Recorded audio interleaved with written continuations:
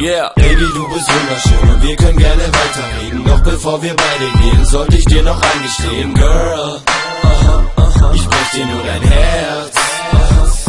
Yeah, okay, Babe, du bist genau mein Typ und wir können gerne weiter labern. Doch bevor wir beide schaffen, sollte ich dir noch eines sagen, Girl, ich brech dir nur dein Herz.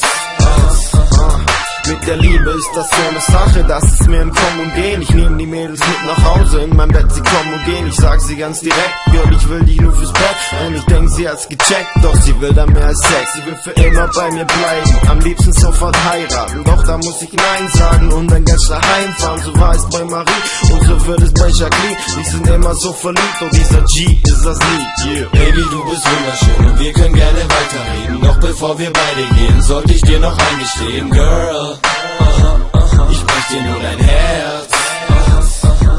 Okay, Babe, du bist genau mein Typ und wir können gerne weiter labern. Doch bevor wir beide schaffen, sollte ich dir noch eines sagen, Girl, ich brech dir nur dein Herz.